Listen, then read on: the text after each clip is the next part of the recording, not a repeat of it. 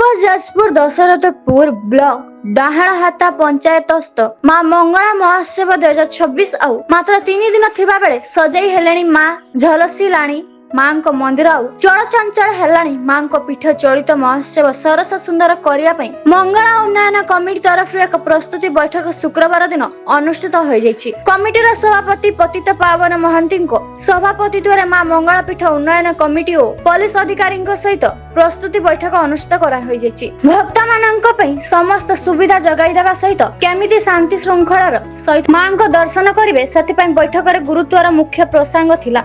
युवक माने शांति श्रृंखला रक्षा करने सहित मां को उत्सव सुचारू रूपे धूमधाम पालन करने समस्त सहयोग करने मंगला उन्नयन कमिटी सभापति पति पावन महांती समस्त को अनुरोध कर प्रस्तुति बैठक में तपन कुमार राउत, ज्ञानरंजन मल्लिक, बीमाधर बेहरा, अक्षय बेहरा, शेषदेव जेना, शरद चंद्र षडंगी, सूरज चंद्र बेहरा, प्रशांत पंडा, दीप्तिकांत पंडा, दशरथपुर थाना कर्मचारी को समेत निकटस्थ पंचायत मानक बहु युवक उपस्थित थिले। तपन कुमार राउत वहाँ से पीठर जो माँ का पूजा हो कौन कहूँ माँ जो मंगला यात्रा होउछि ये को आवाहमान कालरू हेई आछि। ये मंगला यात्रा खाली दशरथपुर ब्लॉक रे नुह जाजपुर जिला, केन्द्रापड़ा जिला, भद्रक जिलार भक्त श्रद्धालु भक्तों को नहीं कि अनुष्ठित होता है।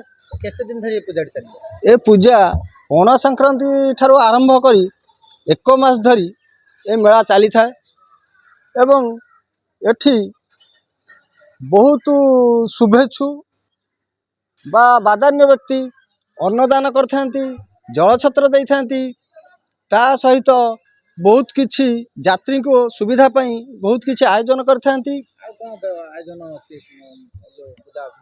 पूजा भितर भक्तों को प्रसाद सेवन व्यवस्था अच्छी, जलछत्र बा सरबतर व्यवस्था अच्छी, यात्री माने किपरि भल भाव दर्शन करें से सुव्यवस्था करा जाइछि।